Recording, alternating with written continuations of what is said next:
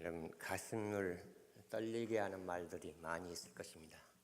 그 중에 하나가 첫사랑이라는 단어일 것입니다. 첫사랑이라는 단어를 들으면 많은 사람들이 어떤 사람을 생각하게 될 것입니다. 근데 제가 오늘 제목을 첫사랑을 회복합시다 이렇게 정한 이유는 교회에서 말하는 첫사랑, 그다음에 특별히 요한계시록에서 말하는 첫사랑이 무엇인지를 잘 이해하고 그 첫사랑을 회복하는 길이 우리에게 가장 중요하다고 생각하기 때문입니다. 사실은 첫사랑이 무엇인지를 모르기 때문에 우리는 첫사랑을 회복할 수 없습니다. 요한계시록이 왜 기록됐느냐? 그건 한마디로 이야기하면 예수 그리스도가 하나님이심을 증거하기 위한 것입니다. 요한복음도 예수 그리스도가 하나님이심을 증거하기 위한 책입니다. 요한일서도 마찬가지입니다. 그러면 요한복음이나 요한일서나 요한계시록이나 모든 우리가 그 성경을 사도 요한이 기록했다고 말합니다. 사도 요한이 이 성경을 기록할 때는 다른 모든 사도들은 세상을 떠난 후였습니다. 그리고 주후 90년경이라고 이야기를 합니다.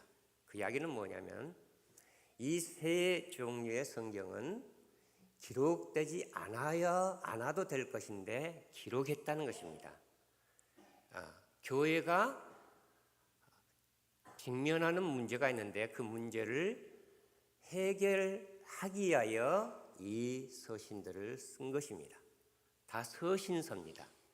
편지입니다. 편지는 굉장히 쉬운 것입니다. 이건 연애 편지라고 말할 수 있는 거예요. 그러니까 요한복음도 요한 1, 2, 3서도 요한계시록도 다 연애 편지입니다. 연애 편지는 사랑하는 사람들에게 쓰는 것입니다. 사랑하는 사람들을 어떻게 하면 더 잘 살 수 있도록 하기 위하여 쓴 편지인 것입니다. 그리고 요한계시록이 무슨 비밀의 책이다?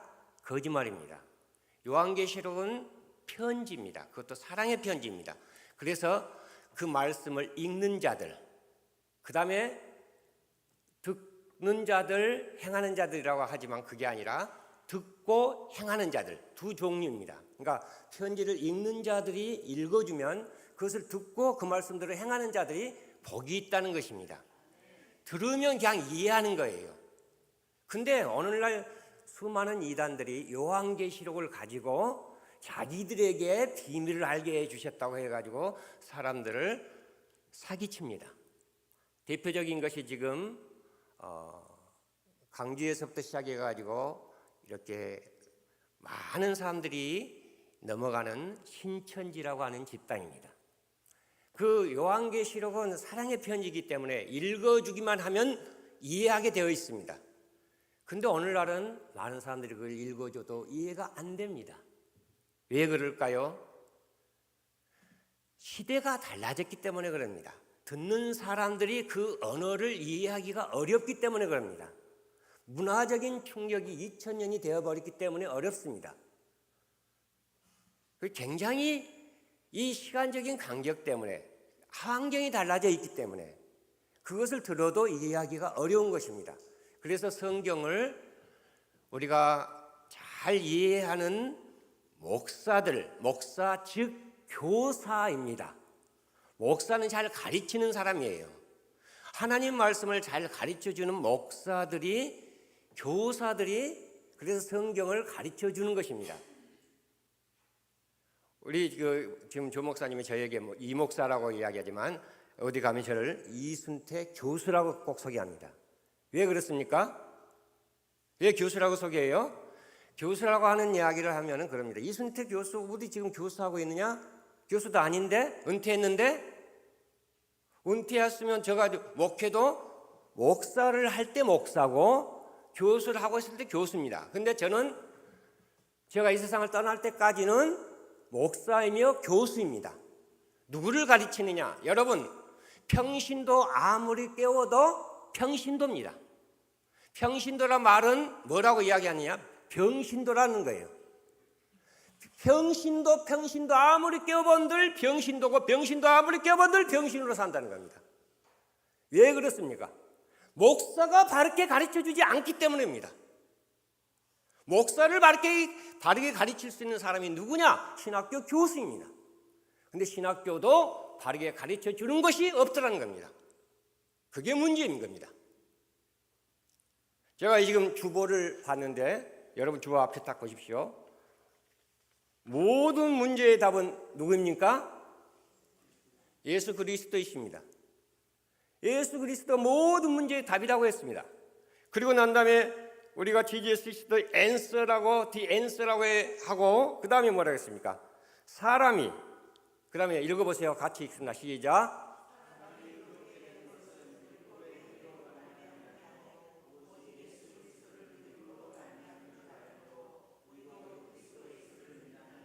예. 그게 그 속에서 번역이 한 부분이 잘못되어 있습니다. 성경 언어를 연구하는 학자들이 그렇게 많은데도 그 부분을 번역이 잘못됐다고 말하는 사람이 없습니다.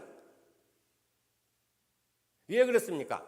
기독교 2000년을 통하여서 여러분 지금 세계의 지금 이슈 중에 하나가 어떤 사람이 죽었습니다. 근데 수십만이 거기 장례식에 참여한다고 막 뉴스에 계속 나옵니다. 누구죠? 교황. 이게 교황이란 말 자체가 기독교가 아니라는 이야기입니다. 기독교는 예수님이 오셔가지고 우리 모든 사람을 무엇으로 만들었다고요?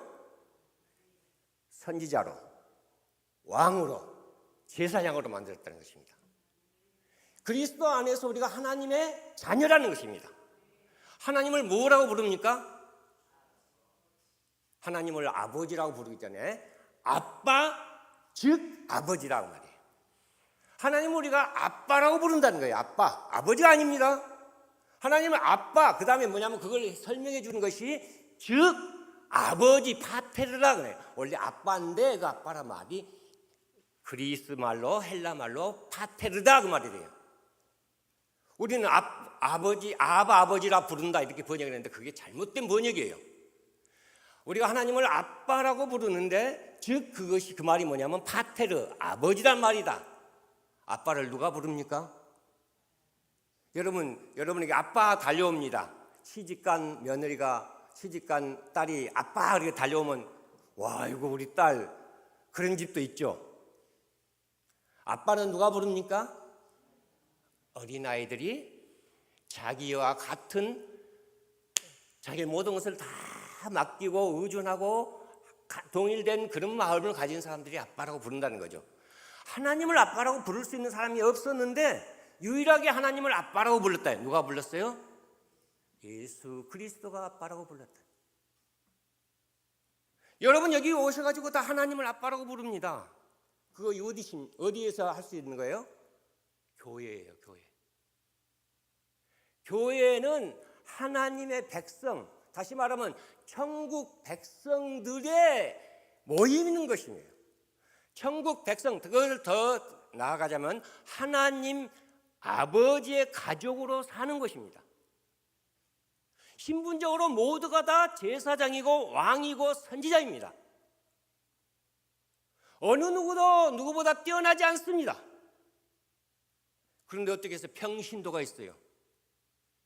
평신도 깨워도 평신도입니다. 왕입니다. 제사장입니다. 선지자입니다. 그걸 깨워줘야지 그렇게 사는 거예요.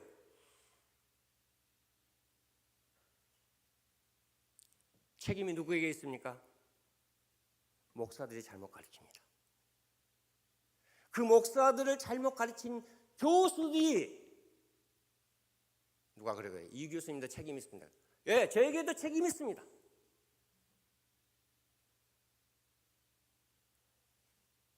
여러분, 기독교가 기독교 2000년 역사를 통하여 가장 잘못한 것 중에 한 가지가 뭐냐면 왕권, 왕을 세운 것에 대하여 하나님이 세웠다고 말한 것이 잘못된 것입니다. 그러면 지금도 왕을 세워야지요. 대한민국 교회도 지금 왕 세우자고 해야 되죠. 아닙니다. 여러분을 왕으로 만들어주신 예수 그리스도, 그것이 구원입니다. 한번 외쳐봐야 됩니다. 나는 왕이다. 여러분 모두가 다 왕입니다. 왜 왕이냐? 그리스도께서 그렇게 만들어주셨습니다. 주님만이 우리의 왕 중에 왕입니다. 제가 그렇게 뭐라냐, 우주의 왕이다. 그 말을 우리 다른 말로 하자면 그분이 황제다. 그분의 어떤 다른 사람을 왕이라고 황제라고 말해서는 안 된다. 왜? 우리가 다 왕인데. 왕이라고 이야기할 때는 나를 지배하는 분 한 분이 계신데 그분이 그리스도다. 예수님 뿐이다. 그것을 고백하다가 죽어가는 사람들이 우리는 죽은 다음에는 어떻게 되느냐? 너희들이 죽었다 할지라도, 당신들이 죽었다 할지라도 그리스도와 함께 통치에 참여하고 있다. 1호의 연애 편지가 요한계시록이에요. 거기에 보면 목배임을 당한 자들의 무엇이 살아서? 번역을 뭐라고 하냐면 목배임을 당한 자들의 영혼이 살아서, 목배임을 당한 영혼들이 살아서라고 번역했어요. 그 영혼들이 아닙니다. 오늘 우리가 읽었던 말씀 중에 요한일서 3장 16절, 그 16절에 나오는 단어가 있어요. 자, 제가 요한복음 3장 16절은 잘 아는데 요한일서 3장 16절을 아는 사람들이 드물어요. 다시 한번 3장 16절 읽어봅니다. 같이 시작.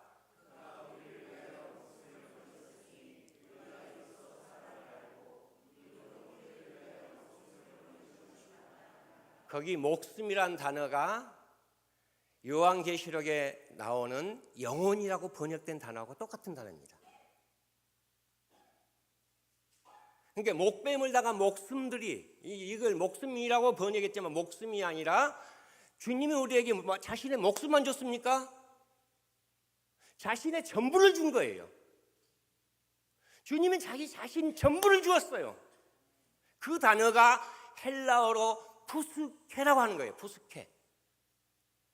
헬라어 단어, 다른 건 다 잊어도 괜찮아요. 지금 헬라어 단어 중에 하나, 푸스케.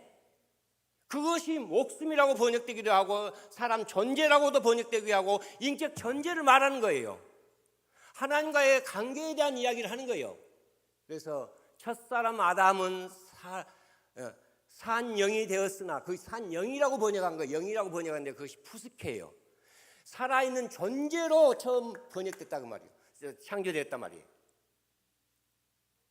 여러분, 우리가 이렇게 태어났는데 태어난 이 사람들, 이 전체 이 인격이 하나님과 관계 속에서 있는 존재를 푸스케라고 이야기하는 거예요. 우리 주님이 자신의 모든 것을 다 주셨는데 그 주신 것을 번역을 목숨이라고 번역했는데 목숨만이 아니에요. 그 다음에 뭐냐면 목숨을 버리셨다 그래요. 버리셨다. 주님이 버려요? 버린 게 아니라 내어놨다, 내려놨다 그 말이에요. 반대 말이 취한다 그래요. 내려놨다, 자기 목숨을 내려놨다. 이거 재단 용어예요. 어디에다 내려놨냐? 주님의 그 아버지 앞에 드리는 자기 생명을 화목제물로 내려놨다 그 말이에요. 우리도 우리 자신을 거룩한 산제사로 드려야 된다, 내려놔야 된다 그 말이에요.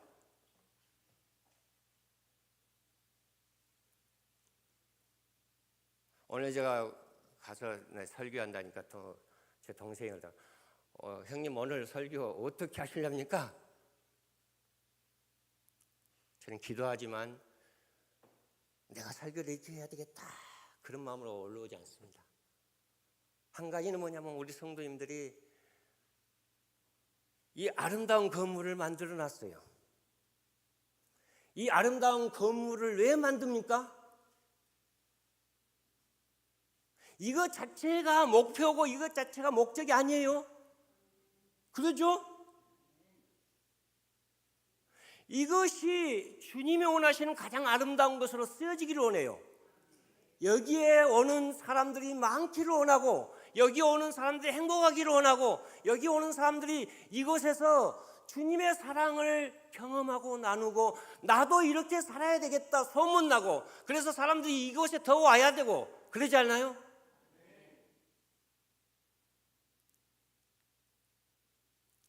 제가 살면서 지금까지 저를 서포트해 주는 사람들, 제가 이 국내에 있고 하는 일이 이렇게 선교사 같지 않기 때문에 선교비 보내는 사람이 많지 않아요. 근데 끊임없이 선교비를 보내준 사람들이 있죠. 그 사람 때문에 제가 살아왔어요. 근데 어떤 사람은 한 5천만 원, 지금까지 보내준 거 5천만 원. 어떤 사람은 1억 가까이 있는 사람들도 있어요. 근데 제가 일시불로 몇백만 원을 이렇게 주면서 뭐 하자 하는 사람은 드물어요. 근데 제가 여행을 갔는데 여행을 몇백만 원짜리 여행을 딱 같이 가자 해서 한번 간 적이 있어요. 그분이 누구냐면 조성호 형님이라는 사람이에요.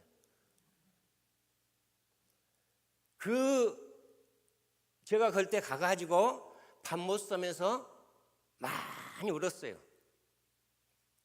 왜냐하면 내가 2010년도에 너무 힘들어가지고 그때 저 지금도 이 물 좀 누가 좀 주세요. 몸이 안 좋기 때문에 물을 좀 마셔야 돼요. 제가 이 살아있는 건 기적이에요. 사람들은 모르죠.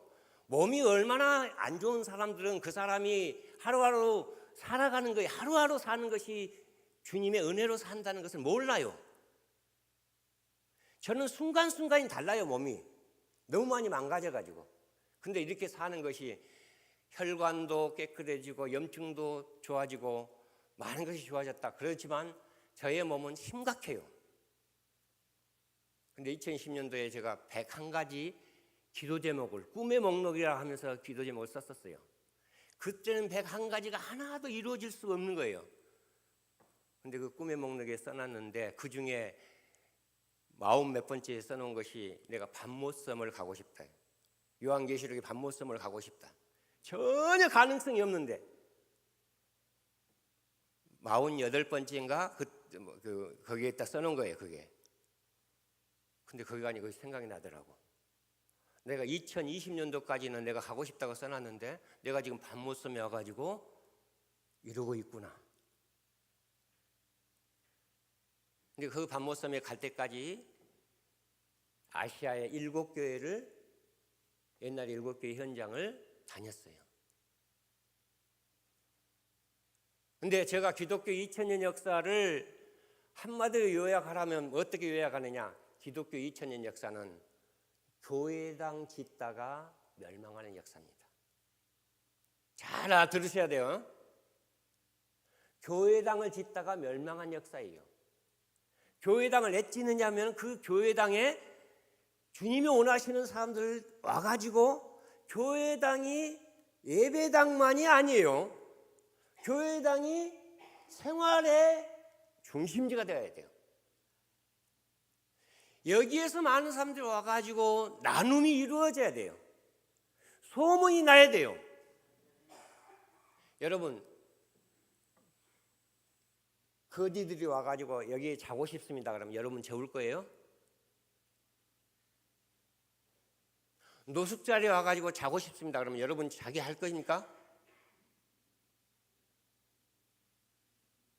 여러분, 교회당은 예배당일 뿐만이 아니라 구제당도 되어야 되고 거기에 결혼식도 하는 것 되어야 되고 문화를 창출하는 공간도 되어야 되고 직업을 만들어주는 그런 것도 되어야 되는 거예요. 명심해야 됩니다. 제가 밤못섬에 가기 전에 그거 내 꿈의 목록과 연결해서는 밤못섬에서 울었지만은 제가 제일로 많이 울었던 것 중에 하나가 빌립보 지방에 가가지고 운 거예요. 여러분 나중에 한번 가셔야 되고 목사님 더 아프시기 전에 더 늙으시기 전에 성도들 한번 가셔야 돼. 그때 가셔가지고 다쳐가지고 얼마나 힘들었는지 몰라 우리 목사님.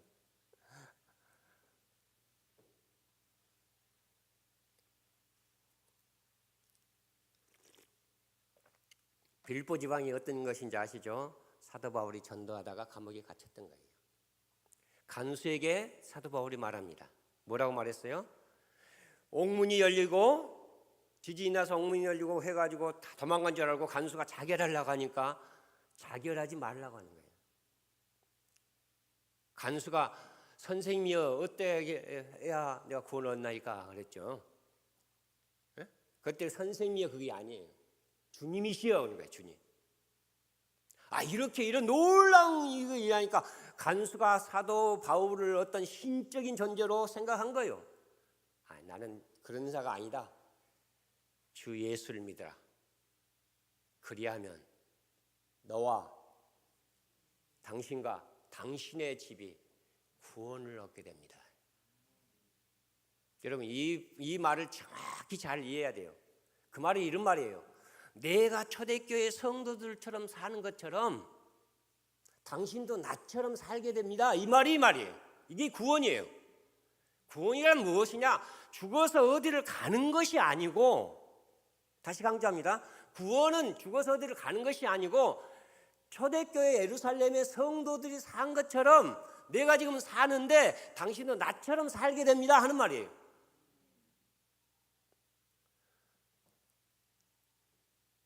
지금 좀 이상하다 하는 사람이 있을 수도 있어요. 우리 목사님 잘 가르쳐 주셨겠지만은 아무리 가르쳐도요 엉뚱한 생각하는 사람들이 많더라고요. 내가 저 가르치는 어떤 그 교회 목사님, 그 교회 성도님들이 기도하는 거 딱 들어보면요 어쩔 때 깜짝 놀래요. 저렇게 많이 가르쳐 준데도 기도의 내용이 엉뚱한 소리가 나오는 거예요. 여러분 구원은요 죽어서 어디를 가는 것이라고 성경에 기록된 게 하나도 없습니다. 교수님 그거 있는데요. 어디예요?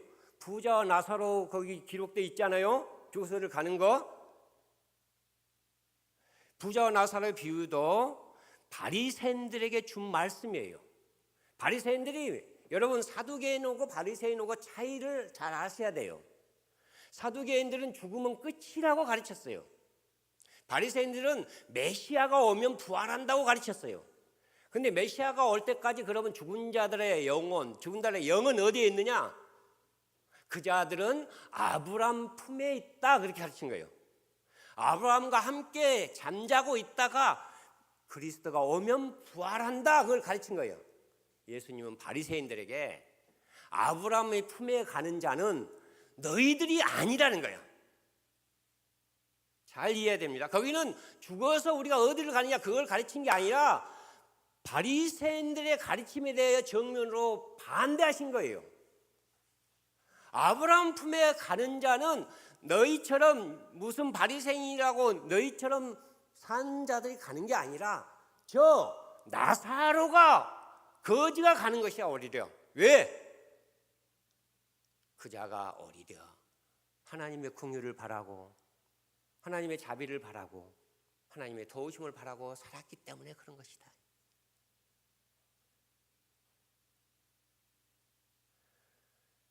사도 바울이 고백합니다. 나는 달려갈 길을 다 달렸다. 나 주님이 내게 맡기신 모든 것을 다 마쳤다. 이제 주님께서 나에게 뭘 준비해 놓으셨느냐? 의의 면류관을 준비해 놓으셨다. 그 의라고 하는 말이 공의의 면류관이에요. 헬라어로 아까 푸스케라고 하는 것에 대해 이야기했죠. 이게 굉장히 중요한 거예요. 왜냐하면 내 영혼이 잘됨같이 범사에 잘되고 할 때는 그걸 영혼이라고 번역한 거예요. 목숨이라는 단어를. 너 인격, 너 존재에 대한 이야기예요. 너 존재, 너 전체, 너 존재가 하나님과 관계 속에서 잘됨같이 범사에 잘되고 강건하기까지를 내가 원한다, 기도한다는 거예요. 하나님과 관계 속에서 올바르게 살지 않은 사람들이 물질이 많으면 오히려 덕이에요. 건강하는 거 그것이 오히려 덕이에요.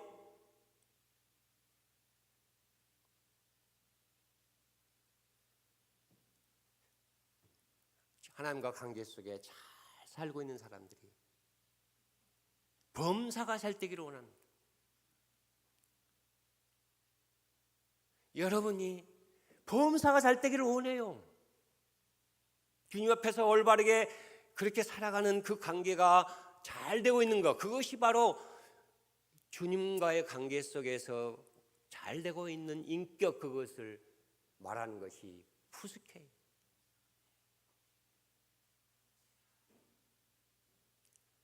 이것을 영혼이라고 바꿔놓고는 삼박자 구원이라고 말하면서 결국은 여러분 속지 말아야 돼요. 영혼이 죽어서 어디 가는 것을 강조하는 사람들이 통장은 그렇게 많아. 다미 선교에 통장이 몇 개 있었다고요? 다미 선교가 뭔지 몰라요? 예수님이 다가오시는데 다가올 미를 준비하라. 그래서 다미 선교회라고 이야기했는데 그 대표자가 통장에 가서 보니까 그때 18개가 나왔다고 했잖아요.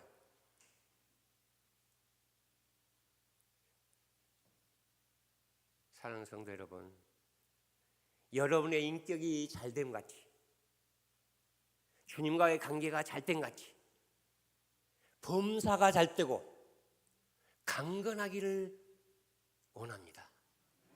그렇게 되기를 축원합니다. 여러분 잘 돼야죠. 왜 잘 돼야 합니까?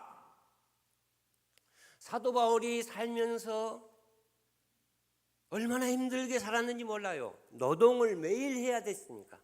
왜 노동을 합니까? 내가 노동을 안 해도 되는데 나는 노동을 한다. 왜? 가능하면 나는 더 많이 주고 싶다는 거예요. 더 많이 나누고 싶다는 거예요. 먹든지 마시든지 무엇을 하든지 주님의 영광을 위하여 하라. 그리고 이 고린도전서 11장 11절에 뭐예요? 내가 그리스도를 본받는 자 된 것처럼 나를 본받아라. 근데 그 본받으라 할 때 그 중간에 한마디를 요약하면 자신이 약한 자들을 돕는다. 그들을 도와서 그들도 구원을 얻게 한다는 겁니다. 여러분, 구원이란 말은 무슨 말이냐면 마땅히 하나님께서 그 사람이 살아야 되는데 그렇게 살도록 해주는 것이 구원인 것입니다. 기독교에서 말하는 구원은 죽어서 어디를 가는 것이 아니라 주님이 이 세상에 오셔가지고 자기 백성들이 주님이 원하신 대로 살아갈 수 있도록 만들어준다는 것이에요. 이것이 구원이에요. 그러면 죽으면 어떻게 됩니까? 죽은 이후에는 주님의 품에서 안식한다, 잔다, 잠잔다. 그리고 난 다음에 주님이 재림에 오시면 부활한다. 기독교는 부활의 종교예요. 주님의 재림 오실 것을 기다리며 소망 가운데 사는 종교입니다. 그러니까 부활과 재림을 가르치지 아니하면 기독교가 아닌 것이에요. 교황이 이번에 세상을 떠나니까 뭐라고 해요? 영면하소서 그래요. 영원한 안식에 들어갔다는 거예요. 기독교가 아니란 말이죠. 기독교 강조한 것은 누가 죽으면 그 다음에 뭐래요? 이 사람은 주님이 다시 오시면, 지금이라도 주님이 오시면 부활하게 되어 있습니다. 그러므로 이별의 슬픔 때문에 눈물을 흘리지만 부활의 소망 때문에 기뻐해야 됩니다. 죽음도 죽음이 우리가 끝이 아니라 우리는 부활할 자이기 때문입니다.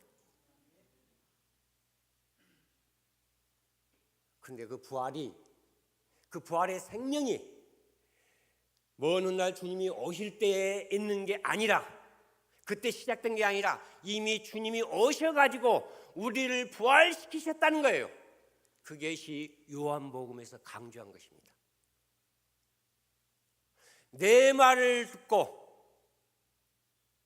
내 말을 들으면, 내 말을 믿으면 벌써 사망에서 생명으로 옮겼느니라. 여러분, 예수 그리스도 안에서 우리가 부활자가 되었다는 겁니다. 부활의 생명을 입었다는 것입니다. 이 모든 것이 다 어디에서 예언되어 있었느냐? 구약에서 예언하셨어요. 구약에서 여러 선지자를 통해 예언하셨어요. 그리스도가 오면 새로운 시대가 시작되고, 그때 하나님의 통치가 이루어지고 하나님 나라가 시작되고, 그때 모든 사람이 다 하나님의 자녀로 살게 될 것이다. 그날은 미래의 어느 날 시작된 게 아니라 이미 그리스도가 오시면서 시작되었다. 그걸 강조한 것이 요한복음입니다. 그리스도가 영으로만 온 게 아니라 육체를 입고 오셨다. 그래서 그 육체를 아버지께 제단에 제물로 자기 자신을 드린 것처럼 드렸다. 그것이 요한복음 10장에서 주님이 강조하신 것입니다. 나는 선한 목자다. 나는 양들을 위하여 내 목숨을 버린다고 번역했지만 그게 아니라 내 목숨을 내놓는다. 어디에다가? 하나님께 화목제물로 내놓는다. 주님께서 자기 자신을 내어놓으셨으니 우리도 이로써 사랑을 알았고 우리도 형제들 위하여 우리 자신을 이렇게 내어놓아야 한다. 어디에다 내어놓느냐? 주님의 제단에 내려놓는다. 그게 제단이 구약에서 성전 용어이지만 우리는 지금 예수 그리스도 때문에 성전에서 살고 있는 거예요. 건물이 아니라 주님이 이루어놓으신 그 성전, 그 성전에서 매일의 삶 속에서, 그래서 사도 바울은 뭐라고 말합니까? 그 너희 몸을 거룩한 산 제사로 드리라. 사랑하는 성도 여러분, 저는 오늘 여러분과 나누고 싶은 것이 많이 있지만 그중에 가장 중요한 게 뭐냐면 우리 주님께서 우리를 얼마나 사랑하셨는가, 그 사랑에 감격해서 이 자리에서 여러분 개인적으로 은밀하게 하려고 하지 마십시오. 은밀하게 하는 것은 그 사람과 관계 속에서 나는 좋습니다. 그러나 교회는 공적인 기관이에요. 공동체 속에서 이루어져야 합니다. 공동체 속에서 선이 이루어졌을 때 많은 사람들이 우리도 저렇게 살고 싶다 하면서 그 모임에 와야 되는 거예요. 예루살렘 교회가 당시에 예루살렘의 인구가 한 10만으로 잡는다고 한다면 5만 정도가 그리스도인으로 변했다는 거예요. 놀랍지 않습니까? 왜 그랬다고요? 여러분 사도행전 2장 4장에 나옵니다. 자기의 모든 것을 다 내어놨다는 거예요. 근데 모든 사람이 다 그런 것만 아니에요. 어떤 사람이 내어놓을 만한 사람이 내놓은 거예요. 주고 싶어도 없으면 못 줍니다. 그래서 주님께 기도해야 돼요. 제가 사람들 이야기를 많이 안 하지만 그래도 제가 자주 했던 사람 한 사람이 있는데 그 사람이 미국의 해빈이라는 사람이에요. 해빈.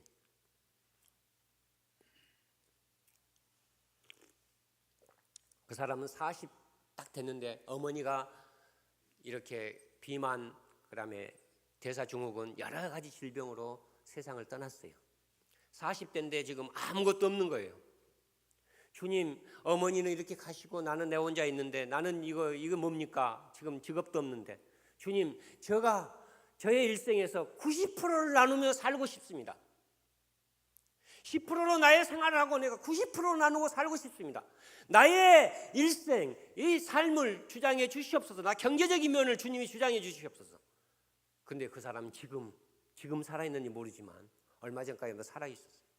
그분은 간증합니다. 내가 주님 앞에 그렇게 기도하고 그렇게 살기를 원했는데 지금 내가 그렇게 살고 있습니다. 몇 프로를 나눈다고요? 90%를 나눈다. 제가 그걸 보면서 2010년도에 뭐라고 썼느냐? 주님, 저는 1%를 저가 사용하고 99%를 나누며 살고 싶습니다. 그 기간이 언제냐? 2025년입니다. 올해예요. 그렇게 살 수 있을 것 같아요? 없을 것 같아요? 그건 불가능한 일이에요. 그건 주님이 그렇게 해 주셔야 가능한 거예요. 근데 그 해빈이라는 사람을 세계적인 기업의 회장으로 만들어 주신 거예요. 누가? 주님이. 그 양반이 아이디어를 주님이 주시더라는 거예요. 자기 어머니는 이게 몸이 대사증후군, 그 비만 이 문제로 이렇게 가셨는데 체육관을 운영해야 되겠다. 피트니스 세계 체인점을 가지고 있는 분이에요. 사랑하는 성도 여러분, 제가 여러분에게 말씀드리지만 교회가요, 주는 그런 교회가 돼요. 성도들이 먼저 그 안에서 나눔이 풍족하면 소문나게 되어 있습니다. 여러분 로마서에 보면은 믿음의 소문 그렇게 써져 있잖아요. 믿음이 아니에요. 그걸 신실함, 주님에게는 충성, 신실함이 주님에게는 충성이에요. 성도들에게는 자비, 긍휼, 그것을 다시 이해하면 사랑, 신실함이 소문난 거예요. 제가 여기 아까 갈라디아서 그 번역 이야기를 했잖아요. 오직 예수 그리스도를 믿음으로 말미암은 줄 알므로, 이렇게 이거 번역이 잘못된 거예요. 예수 그리스도의 신실함으로부터 의롭게 되었다는 거예요. 율법과 율법의 대조는 우리의 믿음이 아닙니다. 주님의 은혜입니다. 율법에 대조되는 것은 주님의 은혜예요. 은혜라는 말 대신에 사용할 수 있는 것이 주님의 자기 자신의 목숨을 주시는 거예요. 자기 생명을 주시는 거예요. 그것을 한마디로 요약하자면 주님의 신실함이라는 거예요. 아버지에게는 충성이에요. 우리에게는 무한한 사랑, 무한한 자비예요. 이것이 신실함이에요. 피스티스, 이제 세 번째 단어 이야기. 하나는 부스케, 하나는 디카이오순의 공의의 면류관을 내게 주리라. 디카이오순의 그게 뭐냐? 디카이오순이라고 하는 그 공의라고 하는 것이 우리 주님이 세례 받을 때도 이것을 이루기 위해서 세례를 받는다고 말씀하셨어요. 모든 공의를 이루기 위해서. 세례 받으시고 난 다음에 제일 먼저 예수님이 하시는 일이 무엇이었습니까? 어디 말씀해 보세요. 예수님이 세례 받으시고 난 다음에 제일 먼저 하시는 일이 무엇이었어요? 시험을 받으셨죠. 시험을 받으시고 난 다음에 제일 먼저 하시는 일이 무엇이었습니까? 병자들을 고치는 것이었습니다. 잘하셔야 돼요. 병자를 고치는 것은 구약에서 메시아만 한다고 예언되어 왔기 때문에 그런 거예요. 병자들을 고쳤습니다. 그 다음에 무슨 말씀하셨어요? 천국 복음을 전파하셨습니다. 뭐라고 하셨어요? 가난한 자들은 복이 있다. 왜 가난한 자들이 복이 있습니까? 이전까지는 바리새인들은 가난한 자들은 율법을 잘못 지키기 때문에 하나님의 저주를 받아서 그렇게 된 것이라고 가르쳤습니다. 여러분, 가난한 자들이 복이 있다는 말은 부자들이 그 부를 가지고 나누어서 그들의 경제를 구원시켜 주기 때문에 복이 있다는 것입니다. 다시 강조합니다. 가난한 자들이 복이 있다는 것은 하나님의 통치가 저들에게 있기 때문이라는 거예요. 하나님의 통치는 어떻게 이루어지느냐? 하나님의 그 통치를 받은 부유한 자들이 자기의 부를 나눠줌으로써 그들의 경제적인 문제가 해결되기 때문에 가난한 자들이 복이 있다는 것입니다. 그게 뭐냐면 그게 공의를 실천하게 하신다는 겁니다. 그래서 예수님께서 나사로 회당에 가셨습니다. 그리고 오늘날 여러분에게 희년이 성취되었다고 선포하셨습니다. 그러니까 사람들이 환영하고 박수하고 야 그리스도다, 우리가 저번에 말씀대로 살아야 되겠다 그랬습니까? 다 죽이려고 했다는 겁니다. 여러분 잘 아십시오. 예수님은 우리 이 세상에 죽기 위하여 오셨지만은 예수님이 그 말씀을 전하실 때 나는 죽어야 된다 그 생각을 하시면서 그 말씀을 전했습니까? 아니죠. 우리가 성경을 읽어보면 예수님이 어느 때부터 내가 십자가에 죽어야 된다, 그것이 어느 때부터 예수님이 아셨는지는 우리는 몰라요. 그걸 기록해 놓잖아요. 나중에 사역 가운데서 베드로 사도 주는 그리스도이십니다 고백할 때, 그것도요 그리스도시요 하나님의 아들이라고 번역하면 안 돼요. 그리스도 즉 하나님의 아들이다, 이렇게 하나님의 아들 이것이 설명해 주는 거예요. 그러니까 어떤 사본에는 그리스도만 있는 거예요. 무슨 말씀 아시겠죠? 두 가지를 고백한 게 아니라 주님은 그리스도이십니다, 그것이 뭐냐? 하나님의 아들이다 그 말이에요. 이전에는 그리스도는 하나님의 아들이 아니에요. 전통적인 그리스도는 하나님의 아들이 아니에요. 인간이에요. 그런데 제자들이 고백한 그리스도는 하나님의 아들이라는 거예요. 하나님의 아들은 무슨 말이라 그랬어요? 하나님과 같다 그 말이에요. 예수님 때문에 하나님의 아들인데 우리는 하나님의 아들, 딸, 자녀가 되었잖아요. 근데 근본적인 차이는 뭐냐? 예수님은 하나님 본체시다는 거예요. 하나님 그분 안에 계셨던 분이라는 거예요. 우리는 어머니 뱃속에서 그때 하나님이 우리를 창조해 주셨는데 우리의 고향은 저것이 아니고 우리의 고향 어디예요? 어머니 뱃속이에요. 여기요. 여기에서 우리는 창조되었는데 예수님은 저기에 계셨는데 다시 저리 가셔야 될 분이라는 거예요. 그러니까 돌아가셨어요. 예수님은. 돌아가셨다는 말은 예수님 외에는 쓰면 안 되는 겁니다. 아무리 가르쳐도 안 변해요. 돌아가셨다는 말은 헬라 철학에서 나온 반기독교적인 용어예요. 잘 아셔야 돼요. 우리 인간은 돌아가지 않습니다. 우리 인간은 죽습니다. 죽으면 부활하게 되어 있습니다. 주님이 오시면 부활하는데 모든 죽은 자들이 부활하는데 하나는 영생의 부활로, 하나는 영벌의 부활로 부활합니다. 존재론적으로는 한번 태어나면 영원히 죽지 않습니다. 영생이란 말은 존재론적 이야기가 아닙니다. 하나님과 관계에 대한 이야기예요. 다시 말하면 예수 그리스도의 생명과 접붙여져서 살아가는 것을 영생이라고 말합니다. 그 영생은 예수님이 오실 때 시작했다는 거예요. 말씀으로 우리를 다시 태어나게 하셨다는 겁니다. 사랑하는 성도 여러분, 여러분은 이 세상을 창조하신 분, 그분을 하나님이라고 부르잖아요. 그리고 이 세상을 자신의 말씀대로 운행하시는 분, 그분을 주님이라고 말합니다. 그런데 여러분은 이미 구원받은 자입니다. 주님을 부르는 자마다 구원을 받는다는 것이 아니라 뭐라고 했어요? 주님의 이름을 부르는 자들이 구원을 받는 거예요.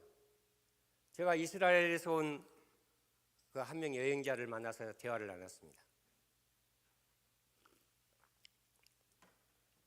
당신 하나님을 그 나라에서 하나님을 뭐라고 부릅니까? 아도나이라고 부릅니다. 아도나이. 주님이라고 불러요. 주님이 이름입니까? 아니라는 겁니다. 아도나이라는 말은, 나의 주님이라는 말은 주님을 야훼예요. 야훼가 아니고 야훼, 여호와라고 하는 그 구약의 그 하나님을 자신들은 부를 수 없기 때문에 거룩한 네 문자라고 해서 테트라그라마톤이라고 해가지고 그것을 못 불러요. 그러니까 대신 아도나이, 나의 주님 이렇게 부르는 거예요. 그 나의 주님이라는 그 단어가 헬라어로 큐리오스, 주님이라고 번역되어 있는 거예요. 70인경에. 그 주님이라는 말을 예수님에게 붙인 거예요. 주, 그 다음에 원래 주 하면 그 다음에 뭐가 나와야 하면 하나님 그렇게 붙여야 돼. 근데 우리는 뭐라고? 주, 예수님 그러는 거예요. 하나님의 이름을 주셨는데 하나님이 인간이 돼서 이름을 주셨는데 그 이름이 뭐냐? 예수님이란 말이에요. 예수님을 부르는 것이 구원이에요. 근데 그 유명한 신학자들도 어디 가보니까 어디 섬에도 하나님을 부르고 살더라 구원받았다는 거예요. 아닙니다. 그 하나님이 육신을 입고 오셔서 우리를 위하여 자기 자신을 내어주셨다. 그분이 부활하셨다. 지금도 우리와 함께 살고 계신다. 그분이 누구냐? 예수님이다. 주 예수님이에요. 그러니까 스데반이 죽임을 당할 때도 주 하나님 나의 영을 받아주시옵소서 그래 안 했어요. 주 예수님이에요. 하나님의 이름이 예수님이에요. 여러분, 여호와는 나의 목자시니 아닙니다. 그 목자는 구약에서는 여호와로 자기 자신을 보여주셨지만은 그분은 자기 백성들을 푸른 물가로, 실 많은 물가로 그것을 인도하시는 분이지만은 신약의 육신을 입고 오신 분은 자기 목숨을 주신 분이에요. 그분을 뭐라고 표현하느냐? 독생자라고 하는 겁니다. 독자가 아니에요. 하나님 품속에 계셨던 그분이 사람으로 나타나셔가지고 우리의 인생을 살아주시고 우리 대신 죽으시고 부활하셔서 지금 우리와 함께 살고 계신 분입니다. 여러분, 우리는 선지자입니다. 우리는 왕입니다. 우리는 제사장입니다. 우리는 하나님의 자녀입니다. 예수님 그분 때문에 우리가 하나님의 자녀가 됐습니다. 근데 예수님이 누구라고요? 하나님이시라는 거예요. 그걸 기록한 것이 요한복음이고, 그래서 나의 주님, 즉 나의 하나님입니다 이렇게 고백한 것으로 끝나는 거예요. 요한일서도 마지막 구절 한번 읽어보십시오. 같이 읽겠습니다. 요한일서 마지막 구절 5장 마지막 구절이 5장 몇 절이요? 21절. 21절은 맞습니까? 한번 같이 읽습니다. 시작. 자녀들아 너희 자신을 지켜 우상에게서 멀리하라. 21절 그저께 돼 있었어요? 그 앞 구절을 한번 읽어보세요. 시작. 우리에게 지각을 주사 우리로 참된 자를 알게 하신 것과 또한 우리가 참된 자 곧 그의 아들 예수 그리스도 안에 있는 것이니 그는 참 하나님이시오 영생이시라. 예수 그리스도가 누구라고요? 참 하나님, 즉 영생이래요. 하나님만이 영생이에요. 그분이 여러분과 함께 살고 계세요. 그분이 예수 그리스도이세요. 주님의 이름을 부르는 자는 구원을 얻으리라. 주 예수님. 여러분 이름을 부르시면서 그분이 우리에게 주시는 모든 말씀을 요약한 말씀이 사도 바울이 우리에게 해준 말씀이었어요. 주는 것이 받는 것보다 복되도다. 여러분 이 자리는 뭐 어떤 장소라고요? 주기에서 오는 장소예요. 먼저 필요한 자들은 여기 와가지고 자기 필요를 채워야 되지만 여기에서 기도하시고 주님 여기 이곳에서 오는 자들은 더 많이 나눌 수 있는 삶이 되게 하옵소서. 저는 1%를 나누고 가지고 99%를 나누며 살기를 원한다 기도했는데 올해 주님이 그렇게 인도하고 계신 것을 가장 중요한 것이 이번 주예요. 이번 주에 어떻게 되느냐? 하여튼 여러분 기도해 주십시오. 1%를 살고 90%를 나누고 살면 그 90% 중에 형님으로 살고 있는 저분에게 1%는 갈 거 아닙니까? 그 1%가 교회와 연결해서요. 1%가 얼마나 되느냐? 환산불가입니다. 무슨 말씀 아시겠죠? 그게 뭔 말인지 모르면 이순신 보물이라는 책을 읽어보시면 알아요. 제가 시간이 많이 갔지만 여러분 역사를 통하여서 하나님은 우리를 얼마나 사랑하시는가, 그 많은 사람이 꿈을 꾸면 꿈에 대한 기록을 해놓습니다. 근데 꿈에 보면은 신이 나타나서 그 꿈속에서 무엇을 지시했다 그렇게 그런 것이 나타나고 어떤 사람이 나타나서 그렇게 했다는 것들을 기록한 것이 있어요. 근데 신인이 나타났다고 기록한 것은 난중일기에 1597년 9월 15일 밖에 없습니다. 9월 15일이 어떤 날이냐면 9월 16일에 명랑해전이 있기 전날 밤이에요. 그때 신인이 나타나가지고 이렇게 싸우면 이길 것이다, 그렇지 않으면 진다. 그래서 16일 날 그렇게 홀로, 여러분이 명랑 아시잖아요. 해전에 이순신 장군 배 홀로 31척하고 싸운 거예요.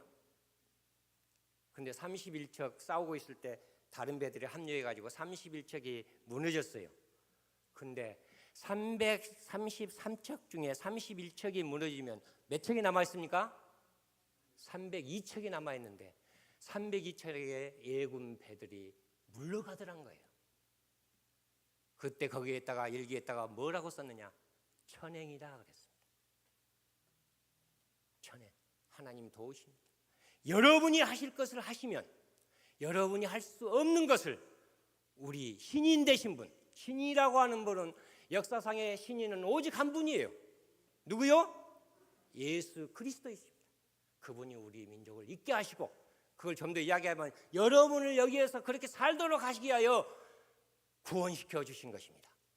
여러분, 그렇게 주님께서 여러분을 여기에 있게 하신 것은 여기에 여러분들을 통하여서 너무나 많이 나누고 살도록 하시게 될 것이다. 그렇게 믿고 나가시기를 바랍니다. 제가 기도해야 됩니까?